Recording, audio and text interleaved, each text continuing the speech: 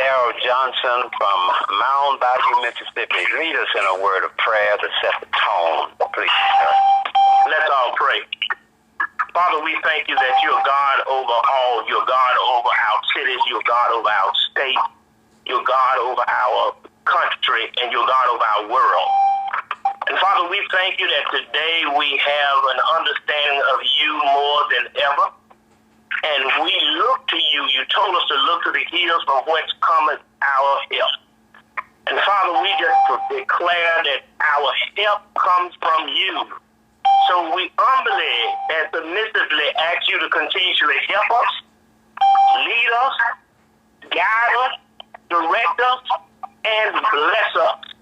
Bless our efforts. Bless our country. Bless our cities. And Father, even as we come through this storm, we thank you, Father, that you're going to show us your glory in the midst of it, and you're going to continue to show us your way. We thank you for it in Jesus' mighty and powerful and wonderful name that you're doing it in. Amen and amen. Amen. Amen. We want to thank all of you all for coming. This is Johnny Ford. I'll be coordinating this morning. And I want to, in the interest of time, when the senator's office is on the phone and the congresswoman is on the phone, please let us know. In the meantime, It's Doug Jones on the phone with you. Good morning, Senator. Good morning to you, and thank you so much for coming on. Is the congresswoman on? The congress lady on? Mayor, this is Robert Stewart from Congresswoman Sewell's office, and she'll be joining in a few minutes. She'll defer to Senator Jones. Okay. And then, because she has a board of trustees meeting with Princeton, Right. she's going to hop on soon, probably about 10 minutes. Okay, well, good. Then we will start with our senator. First of all, we want to thank you, Senator Jones, for your representation of Alabama. But we want you to know that, Senator, we have people on the line who respect your service because it was people from around the country who also joined with us in Alabama in supporting you. And we are proud of the service. And we want you to know that we particularly thank you for your courage in remembering those four little girls who lost their lives in Birmingham. We want to thank you for what you've done for the black colleges, Senator. And now we want to thank you also for what you're doing to fight to expand Medicaid in this state. And we want you this morning to talk about this economic stimulus bill. People need money. They need support. Our businesses as well as our people, but our people in particular want to know when the money's coming, how much, what they have to do, those basic questions. You put it on your website, but we are pleased that you have agreed to come on this morning. So, Senator, just to let you know, we have the Alabama Conference of Black Mayors on. We have the Historic Black Towns and Settlements on representatives. We have the World Conference of Mayors represented. We have the Alabama Democratic Conference represented. We have the Alabama New South and SOS represented. And we have county officials. We have people also here from other countries like Canada, Africa, Haiti, Taiwan, and others. So, Senator, you are our representative from Alabama, but you're speaking to the world this morning, and we want to ask you some questions. So, thank you first, and we'll turn the floor. Yes, Senator. We'll turn at the NAACP, thank you, and others. But we want to hear from you, and I know your time is short. We'll acknowledge others later. Go right ahead, Senator. Well, Johnny, I appreciate it. You've been a great friend for a long time, and I really appreciate it, and I appreciate the opportunity to talk to you guys today. We are in some very difficult times, and as a member of the Senate, we are trying to do all that we can, not only to simply get, the packages and stimulus bills out there, but also to use the office as a bully pulpit. As you said, Johnny, about expanding Medicaid, I have not stopped talking about that, even though I can't vote on it. Let me talk briefly about the bill that was passed, $2 trillion bills that came together relatively quickly, all things considered. And it does a lot of things. It is not a perfect bill by any stretch. You could not come up with that bill in that short a time and it be perfect. There are things in there I'm not crazy about, but at the same time, we had to get something passed. So going through the highlights of that, you see $1,200 that will go to individuals, making up to $75,000. That money should start coming into folks in the next couple of weeks, but unfortunately for those people, unfortunately for those folks who file tax returns that did not include a bank account, they're going to get paper checks, and those are going to take longer. We're trying to work with the Treasury now to try to see what we can do to speed those up. The money will phase out if you make above $75,000. But we're trying to see what we can do to get that in a lot quicker and get it into people's hands. They're saying that some people, it may take up to 20 weeks, which is just totally unacceptable in this. I'm sending something to the Treasury today to try to see if they can use debit cards, which would be a lot easier, simpler, quicker, but we'll see how that goes. That's one aspect. The other aspect for people, and I'm really, this is a program that was not in the original bill that Senator McConnell filed at all, but is expanded unemployment benefits. Right now, you've seen the rise in the unemployed where businesses are closing and they're laying people off, shutting the businesses down. Those people can file unemployment, and with the bill that we've got, you get an extra up to 4 months, and then the federal government, on top of what the state is doing, will have another $600 per week. That's a way to Senator. Please go on mute. If you go on mute, everyone, let the senator speak. Go ahead, Senator. Thanks, Johnny. $600 per week in unemployment compensation. Now, that's a good news, bad news story. The good news is it's going to be extra money. The problem is that every state in the country is going to get overwhelmed with their unemployment. They've never seen anything like this, where their offices are going to get overwhelmed.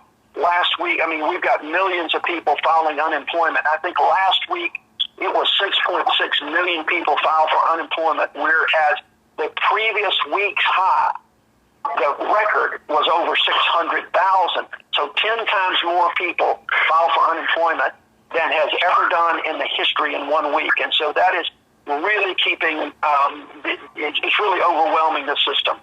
So those are two things. The other thing is small businesses. We're trying to keep small businesses afloat by giving them payroll incentives. They can get money through the SBA and their bank to keep people on the payroll. That will end up being grant money, not loans that they have to pay back, but grants from the federal government. They got a separate set of money in which they can get to make other expenses. That will be a no-interest loan payable over about 5 years. For you mayors, it's another kind of good news, bad news thing. I really pushed to get money in there for state and local, but mainly local municipalities because you've been hemorrhaging money. And in fact, we got money in there, $150 billion, which was not included in the McConnell bill as originally drafted. But the problem is you can only use it right now for coronavirus-related expenses. In other words, expenses over and above what you would normally be spending out of your budget. That is just not acceptable to me because everybody is, trying to shelter in place, keep people home. Your revenues are going to be down, but yet you still got to house, fire, police, sanitation. So what we're looking at in the next package of bills is something that we hopefully can get you some backfill money to help with the loss of revenue. We're putting $133 billion into hospitals. That's an issue that we got to deal with. In Alabama, we're doing more and more to try to get the Corps of Engineers to looking at alternative sites should the hospitals get overrun. Johnny, that's a pretty quick, down and dirty overview of what we've got, and I'm happy to answer any question. Okay, quickly, Senator, let me just mention that they wanted you to use your influence, you and the Congress lady, Sewell, to use your influence on Governor Ivey to see if we can get Medicaid expanded in the state of Alabama. I know you've been pushing, but we want you to know that you have an army of people out here who are willing to support you and the Congress lady in that effort. You're not in that effort by yourself. Well, Johnny, I appreciate that. Let me tell you, every time I talk about this, I talk about expanding Medicaid. I've been in touch with state officials about it. There's still a reluctance to do that in Alabama. I can't figure it out. There's more federal money coming in for Medicaid now than ever, and we ought to do it. So what I would encourage is that everybody there has a state representative, a state senator, and contact them as well as the governor and lieutenant governor and tell them it is time. We can work with CMS to try to get a plan approved pretty quickly. The time is now to do it, and I'm separately trying to do something. I know that when we did this package last time, both Terri and I tried to get our bills. She's got a bill in the House. I've got the identical bill in the Senate to try to give the states incentives to do that, to give them 3 years of 100% reimbursement. We've not given up on that. We've getting a lot of pushback by Republicans who don't want to legitimize the ACA. Still, they don't want to do that, but we're still going to be pushing for that for our end, and we're still going to be talking about it. Everybody needs to be pushing Montgomery to get it done. Yes, Senator Sanders, are you on? John Zippert, are you on? Either one of you on mute? If you have a question for the senator, and this is John Zippert. Go, John. I'm really happy. Please, everyone else, please mute. John Zippert has the floor. Go, John. You're still pushing to incentivize those states. There are 13 or 14 states that have not accepted Medicaid expansion. Louder now. That's right, John. We just strongly encourage you to push that, to try to get that into the next coronavirus assistance bill, because we think that would be very helpful. I don't know if you've had to really see what that would cost, because I think that would help with the Republicans, and some of them are saying if we didn't have to pay the full amount to get started, we could do it. So I think it's important to keep pushing for that incentive. Yeah, John, I completely agree with you, John, and that's exactly what we're going to do. I don't want to give up on the fact, though, that even if we can't get my bill and Terry's bill passed as part of the package, I don't want to give up on the fact that Alabama is to their advantage right now to find the money and do what they need to, because we're going to get, this would bring billions of dollars into Alabama. And, we're going to need them for our healthcare system. And there's every incentive for the state of Alabama right now, when you've got 340,000 people in the state of Alabama that do not have health insurance, that would get health insurance through Medicaid. That is going to help everybody. So, yes, we're going to continue to push for the incentive to do that through the same act, the States Achieving Medicaid Expansion Act that we've got. But I'm also going to be continuing to push that regardless of whether that comes in, Alabama cannot afford not to do this. They can't afford it for the health of their citizens, and they can't afford it because of the health of their economy. They've got to do it. So we're going to keep pushing, John. I promise you. Mayor Ford, Louis Maxwell. Okay, that's my chairman of Macon County. Go ahead, Mr. Chairman. Thank you, Senator Louis Maxwell of Macon County. You mentioned local government as municipalities. What about county government in terms of some? They're considered the same. Right now, the current stimulus package gives money to the state, and I'll just say local governments. And the state will get a certain amount of money. They'll get a minimum of $1.25 billion. Then it will be done on a pro rata basis according probably to population. But again, it's going to, and the county will then have to get their share of that money from the state. And so that's where we're going to run into some issues, I think, with the state trying to get money for a county like yours, just candidly. And so, but again, the problem that we've got is that it can only be for the extra expenses related to the coronavirus, which is important because you are likely to have some. But when you've got folks sheltering in place or staying at home and they're not spending money, you're not getting the revenues that you're needed to get. That is a backfill that we're going to have to try to look at down the road. And I'm hoping that we can get this, but it will come to the state first. But counties and cities are eligible for this. Thank you. Got it? Okay. Any question to the senator in reference to timing again on the money? Yes, go ahead. Senator Dr. Elaine Harrington, Tuskegee, Macon County. I wonder, would you speak on the importance of the census and census legislation? Okay. Yes, ma'am. Absolutely. Thank you very much. We have, that's a very good question, and because people are at home, and those people that do have internet, and unfortunately in a lot of your counties and cities, that's a problem, but people can go on and do that. We have been pushing to try to get folks to make sure that they take that census. I did mine for my household just the other night, and without it, Alabama could lose a congressional seat, which means redistricting to 6 congressional districts instead of 7, which is going to be a real problem given how gerrymandered the legislature likes to do things these days.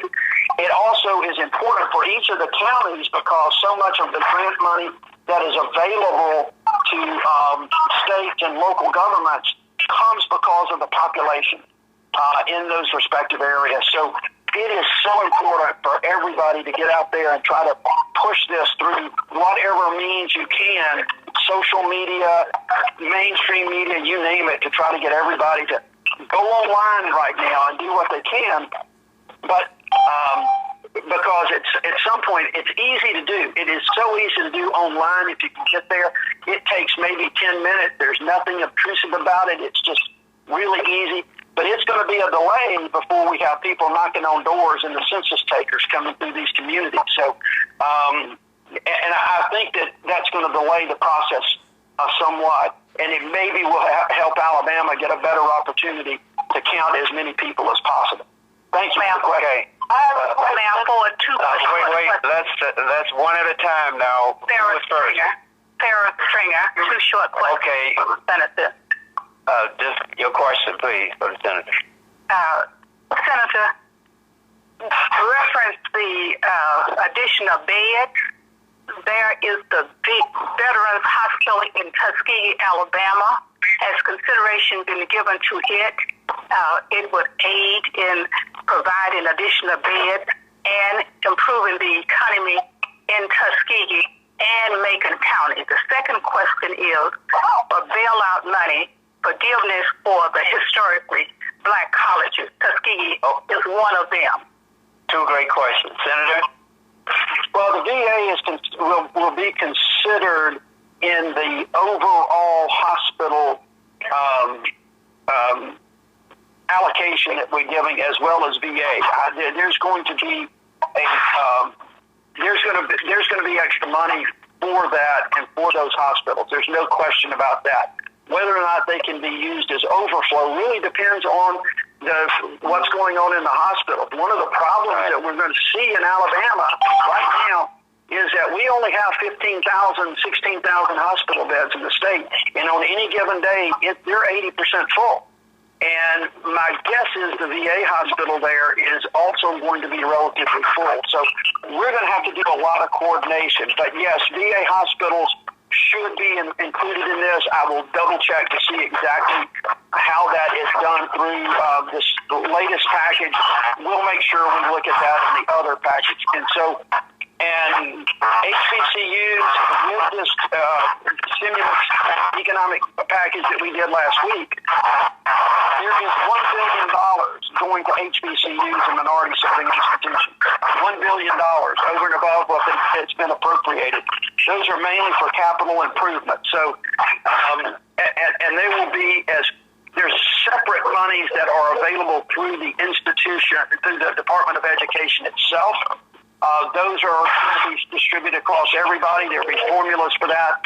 So HBCUs to double dip, so to speak. We got that $1 billion, plus there will be eligible for the other programs as well. Thank you, Senator, for what you've been doing for the HBCUs. Let me go to the nation and to the world. Any questions for the Senator? Yes, I have a question, Mayor Ford. Mayor Moore, thank you for everything you've done, Mayor Moore, to coordinate this. Go right ahead. And thank you so much. Senator, I have a question reference to a population 500,000, which we feel to be included in the stimulus package. That population exceed the 500,000. All right, here's the thing. You will be included. You just have to go through the states. According to information that I was given when they were talking to the various folks in the administration, they said it was very, very difficult for every city or every county directly to be able to get this money directly. So they were going through the states, number one.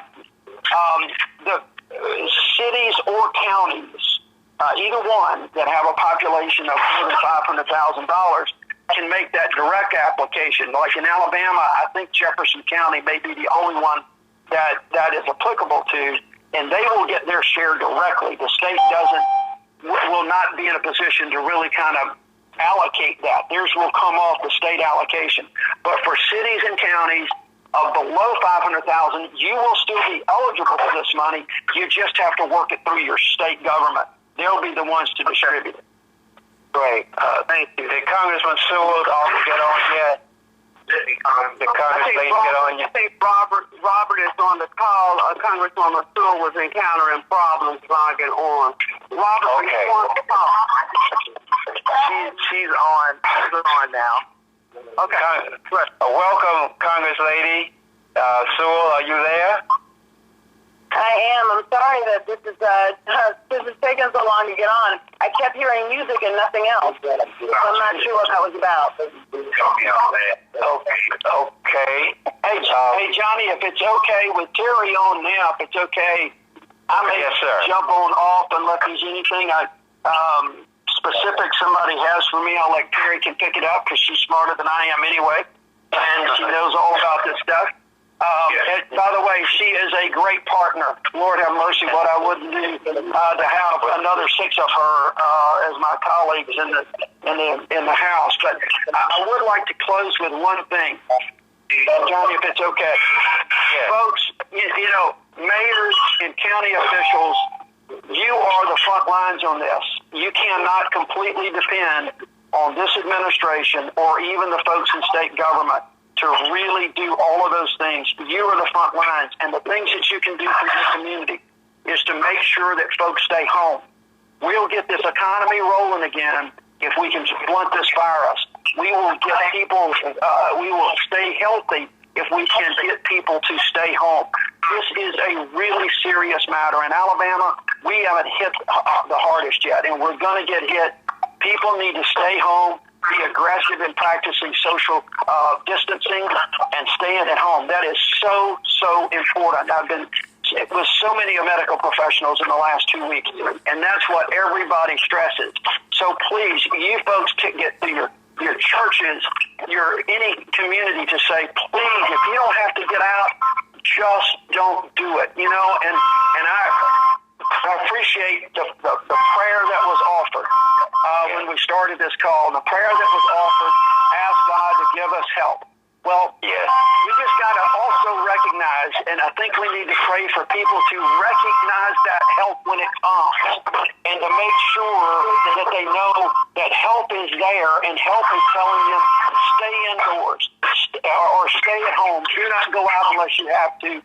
That is the help that God's given us right now, our own ability to control this. So thank you for letting me be a part of this. Hey, Doug, before you go. Yeah. Hey, Doug, go. Identify yourself. Wait, who's speaking? Terri. Oh, this is Terri, go ahead, Your Honor. Go right ahead, Congresswoman, lady. I just want to make sure that Doug had gone over the local and state stabilization fund. Did he go over that? Yeah, he did, but we'd like to hear from you as well on those points. Terri, I basically told them we're still going to be looking to try to get them some backfill down the road. And we also, and you and I also, Doug, need to make sure we have oversight of ADECA and the governor's office, because she's going to get a lot of money in block grant, and we want to make sure that it trickles down to the least of these, right? Absolutely. Okay, I'm out. Thanks you all for letting me join today. I really appreciate it. Bye-bye. And thank you, Congress Lady Sewell. Thank you for being on. Thank you for the job you're doing in the House of Representatives. We are proud of you, and we appreciate you. I know you represent the 7th District, but black folk in Alabama, period, wherever we are, we consider you as our congressperson. So not only that, people from around the world, because you're providing state leadership, national and international leadership as well. So please, ma'am, the floor is yours. Well, first, let me just say, I thank you for accommodating me. I'm actually on 2 calls at this moment, so I'm going to be brief. I'm sure that Senator Jones told you the big thing. As you know, Congress has passed 3 bills, unprecedented amount of money flowing to try to stem the tide of this crisis. I think that perhaps the most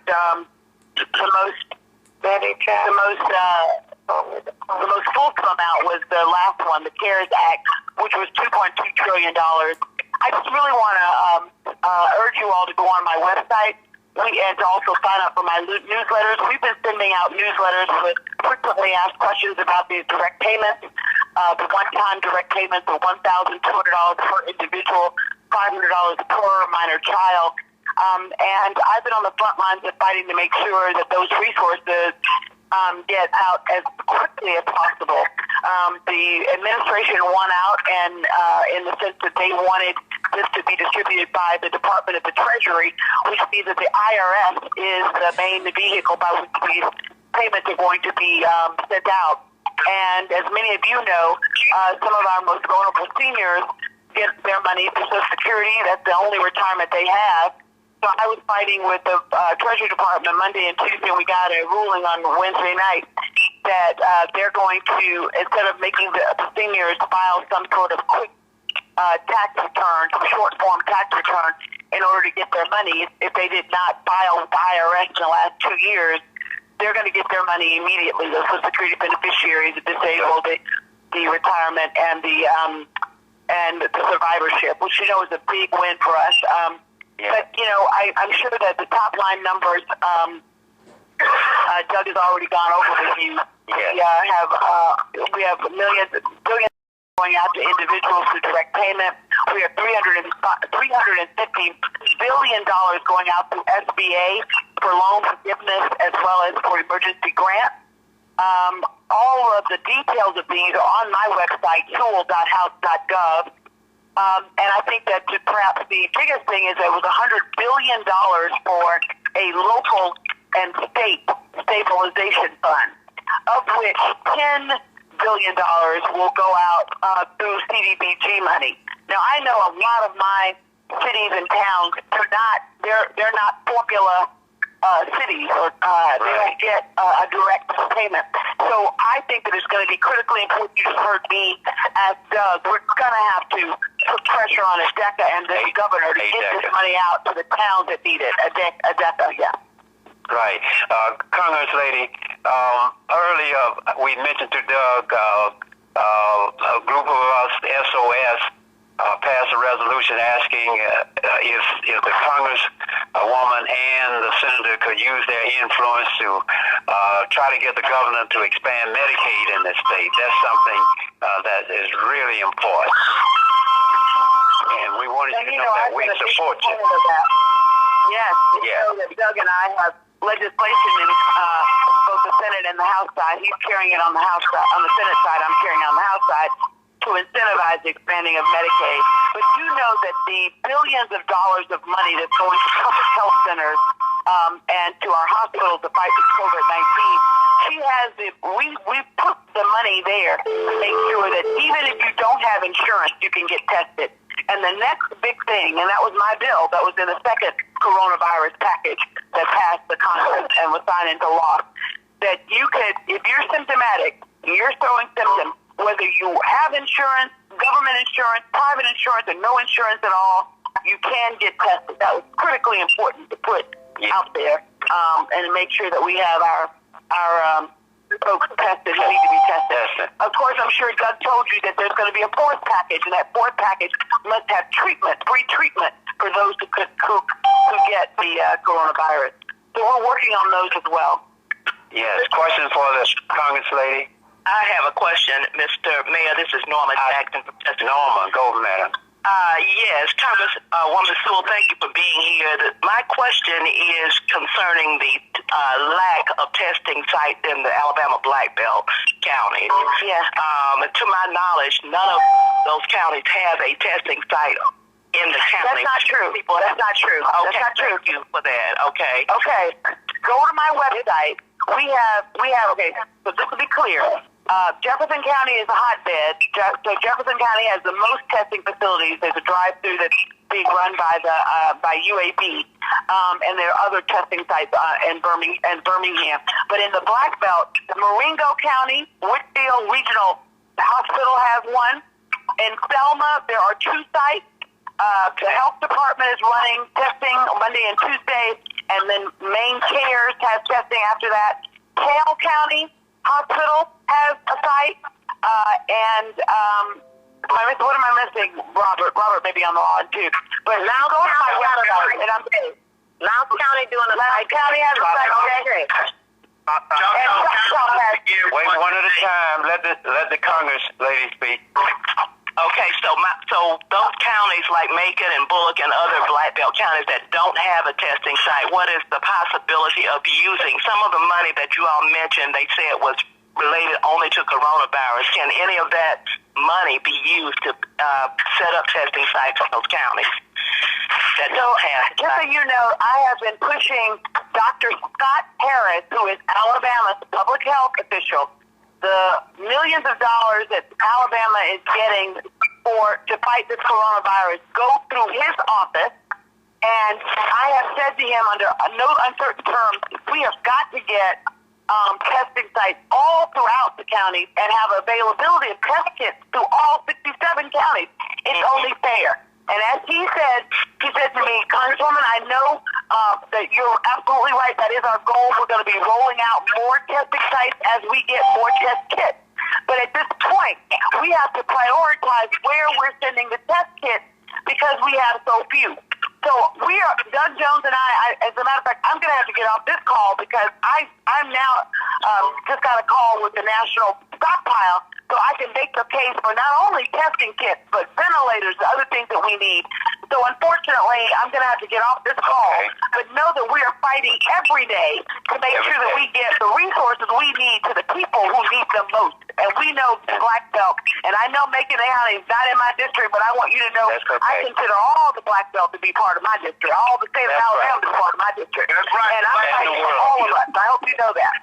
And we appreciate you and thank you. I'm so sorry that I'm going to have to get off this call. Okay. I apologize it took me so long to get on it, but I'm going to have to take this call so I can talk to I'm on a call with my want to suggest to you and the senator, Congress lady, we want to suggest to you and the senator that you all institute calls. You may already be doing that, and we can. I am. Yes, good, great. Oh, fine. Thank stay you. tuned. We're gonna start having a series called Terri Talks, and I'm gonna be talking about the rebate checks. I'll be talking about the test sites. I'm gonna be talking about the stabilization fund. So just stay tuned. We're rolling that out as quickly as we can. Thank you all for all that you do on the front lines.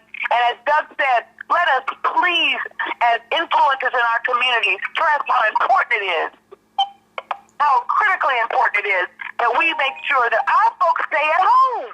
This is serious business. Just because you don't have a case in your county doesn't necessarily mean it's not there. It's there. It's as if we're not testing people. So please, please, it's unnerving to me that I see people still congregating in groups more than 10. We have to be as the influencers in our community because it's within our grasp to control this. So stay healthy, and remember, God is truly the umbrella, the shelter in this kind of storm.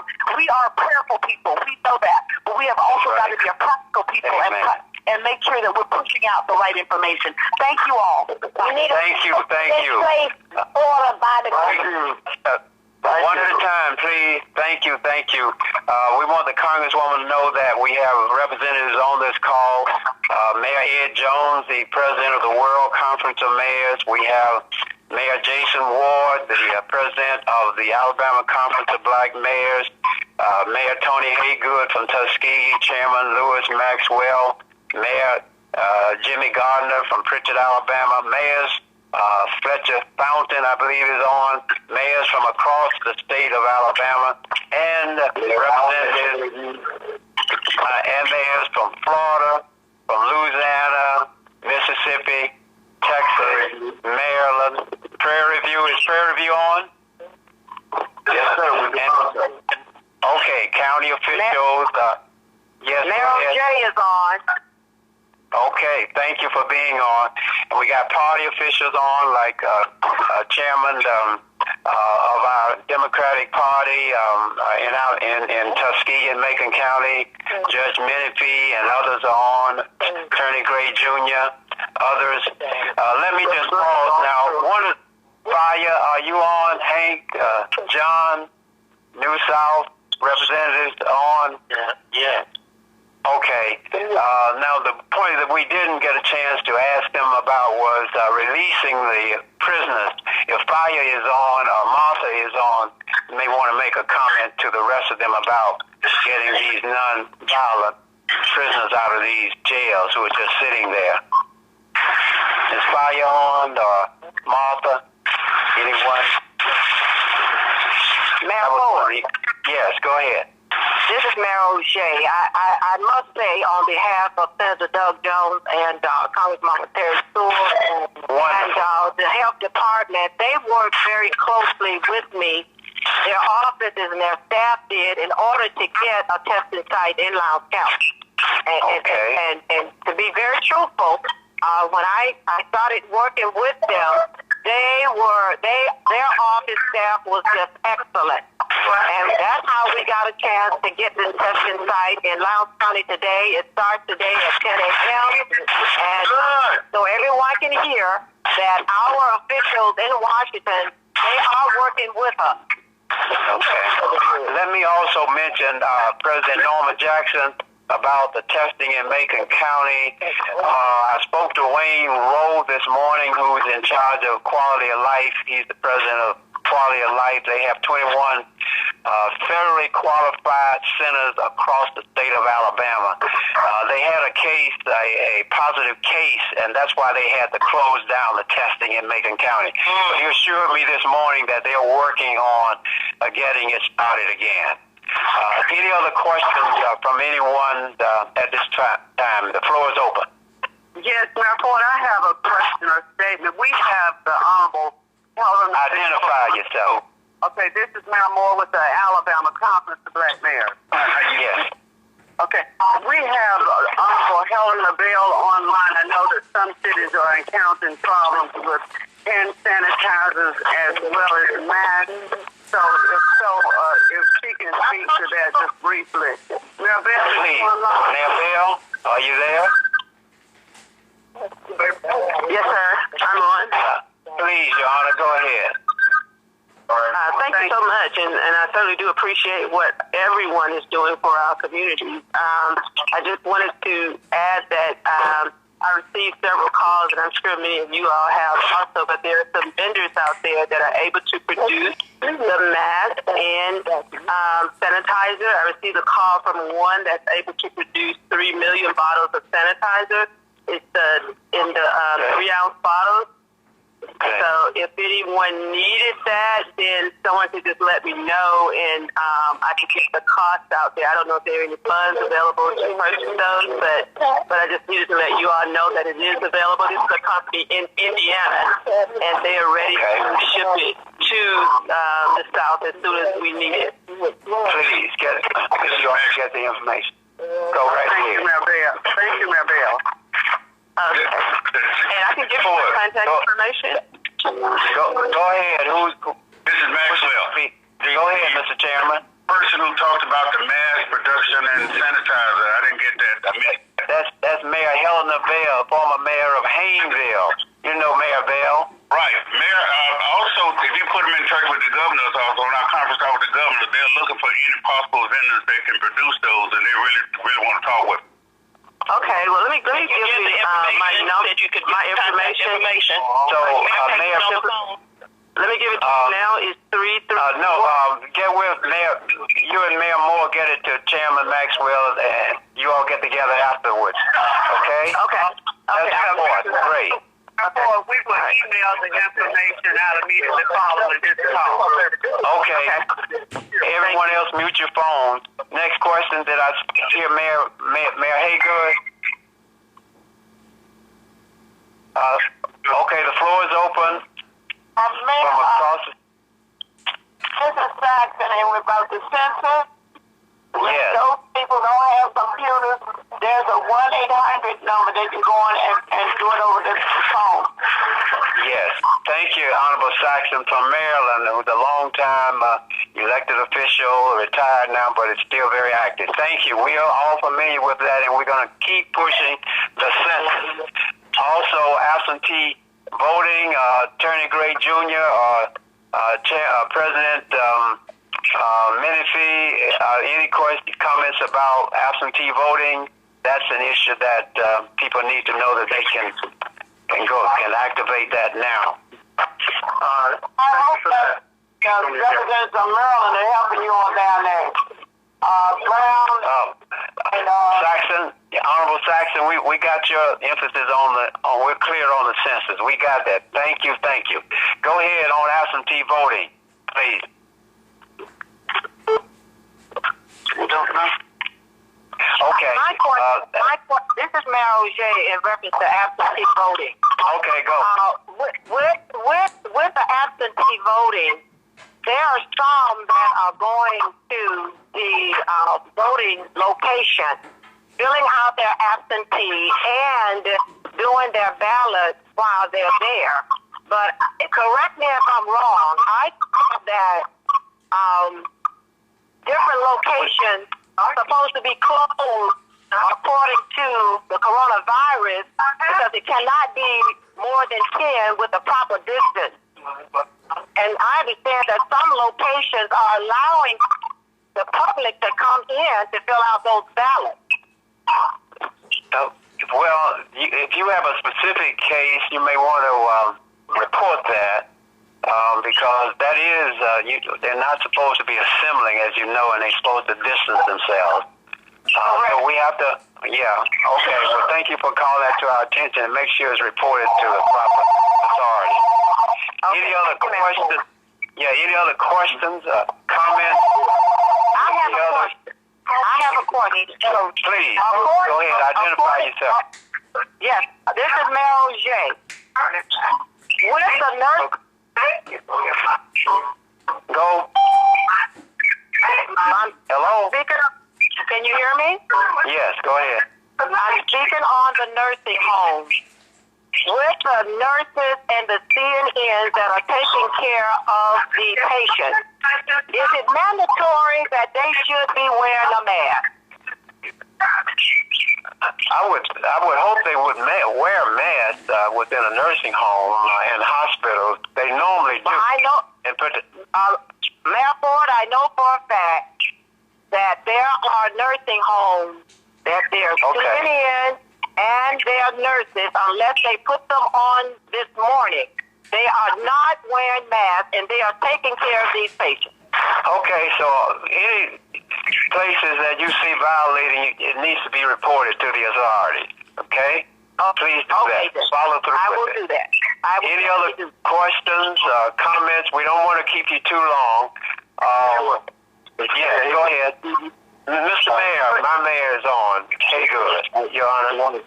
Chairman Maxwell, I'm extremely for uplifting the things that we are interested in, particularly about the community and the university with the cities and the impact that we have. So we'll just plug in and follow what is being made available on behalf of our citizens and community working with others.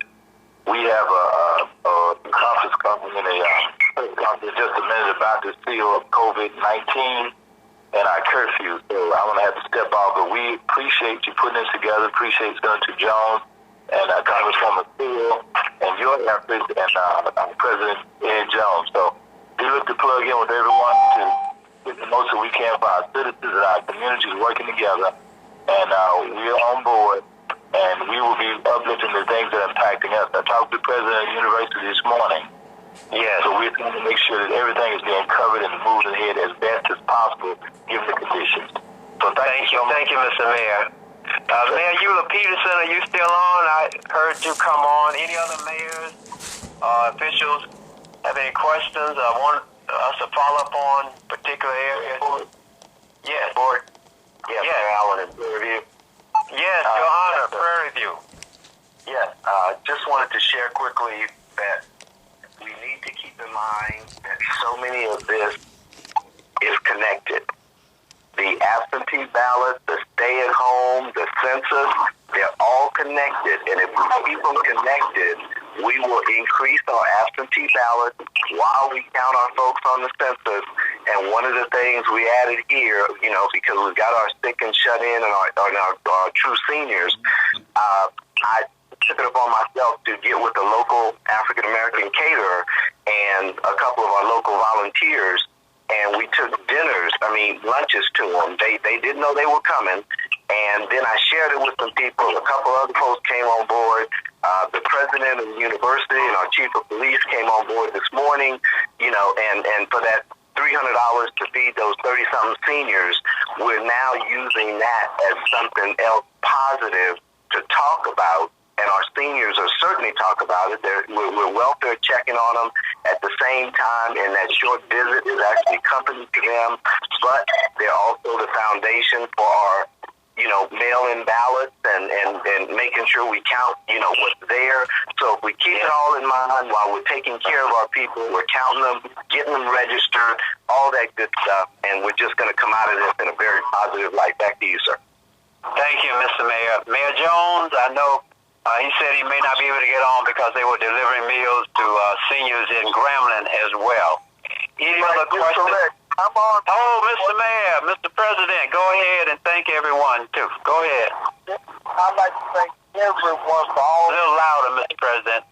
I want to thank everyone for this information that we just received. I know that I will be able to go back to my state legislature. A little louder. I think this is the loudest I can get, Mayor. Okay, got you now. We can hear you now. You hear me now? Yes. Okay. Yes. Thank you all so very much for all this information. I know that I, along with the others, will be able to take it back to their respective legislators so they can make sure that they get their fair share. So I appreciate that because the city of Grambling mostly has senior citizens, and as you said earlier, Mayor, we're delivering lunches. We're getting the information out there to them that they need to know. So thank you all so very much for everything you're doing. We appreciate it. Good morning. NY3 here. Florida. Eastville. I just want to pass on. I want to emphasize what has happened in southern Georgia because the people did not, the African-American population in a couple of counties did not observe the social distancing, and they held their church services, all right? And the spike, absolutely, as soon as they tracked it. In Orange County, the mayor, Jerry Demings, made a special effort to talk to members of the faith community, of the African-American faith community, and they did not hold services. These are things that, this is the reality. That when you group together that the virus has its way. So hopefully people are really understanding that when the Congresswoman talked about not gathering and about praying individually or virtually if your ability has to do that, but things are not. We really should not be gathering for Friday prayers if you're Muslim, or your Bible studies on Wednesday and Thursday nights, and your church services. These are really apocalyptic times. Yes. Thank you, NY, Edenville, and Orange County. Other comments or questions? Mayors, officials, citizens, anyone? Therefore, the thing you're supposed to have that boy and girl, and maybe tell Miss Taylor to get in touch with me. We will. That's the Honorable Saxon. What she's talking about is the National Black Political Convention that we first had scheduled it for April the 17th, and we moved it to June, wherein we were going to have the third National Black Political Convention, where the black leadership would come together and set priorities for the black community, and then say to the Democrats as well as the Republicans, these are the priorities facing the African American community. In other words, we set our agenda, not let them set an agenda for us. But I spoke to Linda on yesterday, and we will have an announcement in reference to when we will have the National Black Political Convention. The first was held, as you all may recall, in 1972. The second was held in 2016. And, of course, this will be the third National Black Political Convention. But we're still going to have it. We just have to adjust the date. Any other questions or comments? Mayor Ford, Chief Frazier here. Mayor Ford. Chief Frazier, please, sir. Yes, sir. I would like to encourage all of us on this call to rethink our relationship with our young people. We often have meetings and we have all kinds of experiences and we leave them out of it. But due to the nature of this situation that we are dealing with now, I would encourage all of us to re-engage with our youth, make sure that they understand that even though this situation is unpredictable, it's imperative that they understand that experienced people, adult people, professional people are coming together and doing our very best to understand the situation and share with them everything that we gleaned from here today and all other sources. Go ahead. Yes, sir. Thank you, Chief. And also, letter writing, Chief, you want to mention briefly? Yes, sir. I was thinking that, the emails are so swift, and if you don't push the button to pull them up, you can always pretend that they are not there. And the governor can very easily claim that she didn't have time to check. But I would love to see us flood Governor Ivey's office with old-fashioned letters charging her with coming to her senses and to a new mindset about this Medicaid situation that deprives so many hundreds of people of proper health care and a means of taking care of themselves. Go ahead. Thank you. Yes. Thank you, Chief. Patricia Muhammad, are you on? Yes, are there any other two? Are you on? Yes, sir. Yes, sir, Mayor. I'm on. This is Patricia Muhammad. Briefly, your comment. Yes, Mayor. Respecting those persons who will be released from prisons and jails. Yes. We do have on a number of persons who run transitional housing and Black Wall Street reentry program. Their national committee and the Alabama committee are on. So if the mayors will get with us, we can help provide some transitional housing for those persons. Thank you. Great.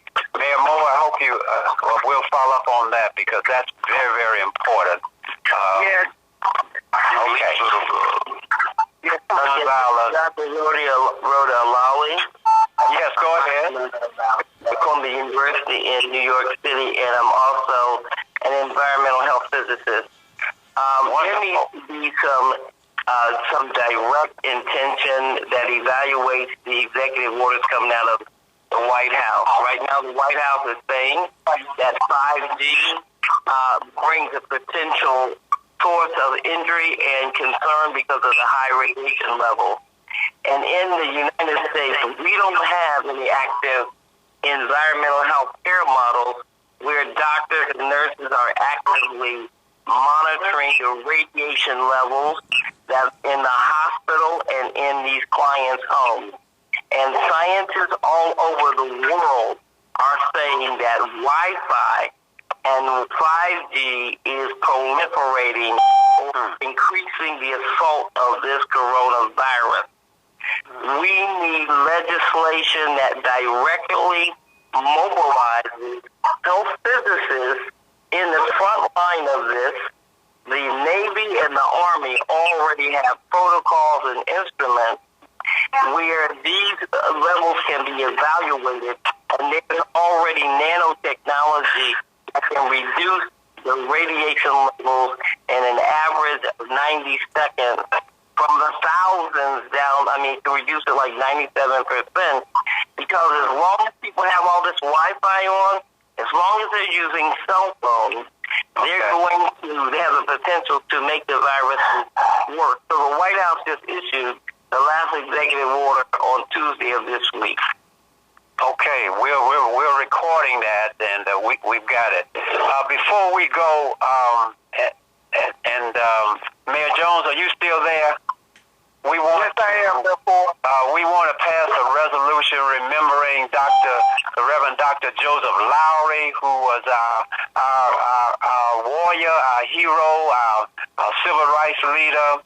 I worked with him in the Southern Christian Leadership Conference, and many of you as well. But Dr. King, Dr. Abernathy, Joe Lowry, all those warriors helped to make voting rights a reality, to help pass the civil rights law. They did so much, and Joe Lowry was one of the last few.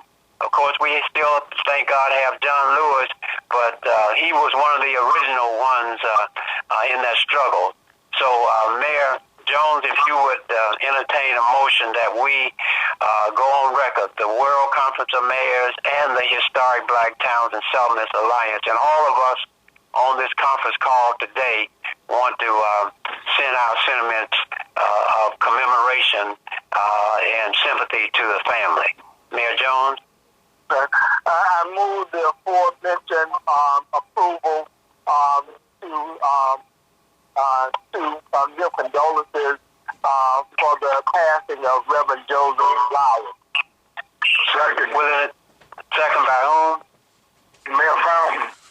Mayor Fountain, Fletcher Fountain, and make a statement too, Mayor Fountain. I'm so happy you're on because you represent so many with SCAD. Go ahead. Thank you, Mayor Ford, and certainly to Congresswoman Searle and Senator Jones. We're grateful for the great work that you're doing. We just here abiding by whatever comes down from the state government and trying to make sure that our people are safe. We also, while we're on here, that we do have a National Guard armor here just in case somebody is looking for an emergency building. It's vacant, and we will comply with it. We're going to continue to tell our people to stay at home and be well known that God is still in charge. Thank you, Mr. Mayor. All in favor of the motion, give the sign of aye. Aye. Opposed to say, so be it, and we'll make sure that this resolution gets to the family. They are not. They had a memorial service recently with just immediate family. They are planning a fire. Are you on Fire Road, Terri? She gave us details on yesterday that they are planning a memorial service, hopefully, once we get through this virus. Any final comments by anyone, any other questions by anyone else before we close at 10? Mayor Ford, we want Is this Karen? Yes. Go, Karen. Yes, I want to ask the mayors to join in our efforts at the Ivy to release low-level inmates, which proposed a letter and would like that for all of the mayors' support. And within your city, to ask for a moratorium on low-level individuals, like for tickets or something like that. We're trying to just make sure that the jails are not overcrowded, because some may be infected with COVID-19, and we wait for it to spread throughout the city jail. Yes, thank you for reminding us that. That's very, very important. Any other comments? Yes, go ahead. This is Greg Smith in Huntsville, Alabama. Great. Yes, sir. I'd like for someone to talk about a strategic enterprise zone in areas other than North Alabama. I live in North Alabama, and it appears to me that several things happen. One, the majority of new industry that's coming into Alabama seems to appear, and I could be wrong, overabundantly in North Alabama. We have certain pockets in our state where there is little taking place to provide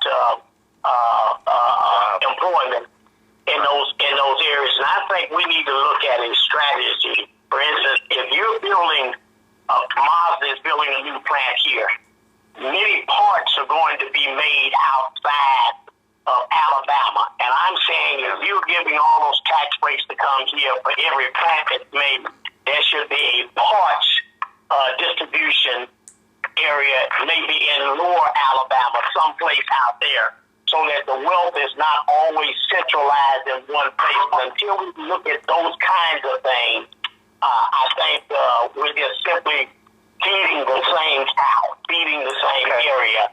And so we really do need to look at that. When they do these bailout programs, they go to the same place. And if you're going to do a bailout, then some of those plants should be required to put something in a state, Alabama, where we have little or no industry, so that money makes that circle and continues to flow throughout the state. We need to really look at that strategy. Okay. Well, we'll thank you for that. We agree with you. Any other comments or questions? I don't want to keep you too long. We're going to try to reach out. Yes, Mayor Ford. Yes, Your Honor. Just an announcement that the Alabama Conference of Black Mayors will forward information on our upcoming conference call on Monday, which is April the 6th, and a DECA will be online. Also, the Alabama Department of Public Health, and also the Alabama Secretary of State, and also the Alabama League of Municipalities. That's Monday, April the 6th at 10. And you will get that notice out to everyone? Yes. Okay. All right. Again, thank all of you all so much on behalf of, and I want to thank you on behalf of the National Black Leadership Commission on Health, which I chair, and our President, C. Virginia Fields in New York, for being on, because health is a basic right of every American, and that's what we're fighting for, equality in terms of health care for everyone. So thank you, and if there's nothing else, we'll entertain a motion for adjournment. Mayor Ford. Yes. This is Terri Stringer. I want to thank you and all of your colleagues and everyone else on the conference for bringing us this opportunity to share and to learn from each other. Thanks so very much to everyone in Macon County and wherever you are. This has been most helpful to me. Right. And we're going to keep it on, keep it going. I'm going to ask Vice President Biden if he'd come on, and if we can get him. I'm a delegate for him, so we should be able to get him to come, so that, because sometimes what we hear out of the White House is just not, well, I won't get into that, but you all know we need to hear the facts, and we need to hear the truth. So on that note, we'll entertain a motion for adjournment. Mr. Mayor, first, I move that we adjourn. Oh, Fred, before we go, you must say something, please. This is a dean of civil rights, our dean of one of the first two blacks elected to the Alabama legislature, and everyone's lawyer. Please, Attorney Fred Gray, senior attorney for Martin Luther King and Rosa Parks. Please say something, Fred. I just want to thank all of you, and thank you, Mayor, for getting us all together. I'm glad to see all of you making progress. I tried to do it as long as I could, and want to commend you on trying to keep up the good work, and the struggle still continues, and thank you for participating in it. Thank you very much, and I move that we adjourn. Attorney Gray, you knew Joseph Lowry, right? This session is no longer being recorded. Yeah, he was down Mobile with Brennencroft a long time ago, before he, along with Dr. King and others, started the Southern Christian Leadership Conference after the Montgomery bus boycott. Well, thank you so much for remembering. We are now adjourned. Thank you all so very much. Mayor Ford, could we go out with the prayer, please? Yes, please. Go right ahead. Is Mayor McCory still on? Or Mayor? Yes, sir, Mayor Ford. Mayor McCory, please, ma'am. Okay, let us pray.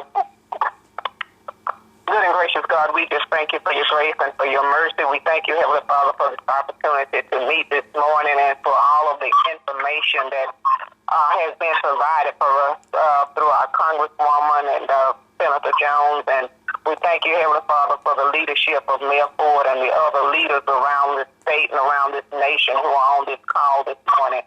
And we just ask that you continue to give us what we need as we continue to lead your people, and just fill us, Heavenly Father, with the wisdom that we need. And let us be able to convey to our people, Heavenly Father, and to our governor of this state of Alabama, to expand the Medicare that's needed for so many people who do not have insurance. And we, Heavenly Father, we pray for those who are experiencing death at this time and cannot do the traditional services that we are so accustomed to. But let us get it in our heads and our hearts that we must make these changes so that we may survive this virus and live to tell the story. These blessings we ask in the name of Jesus, we pray. Amen. Amen. Amen. And thank you all so much.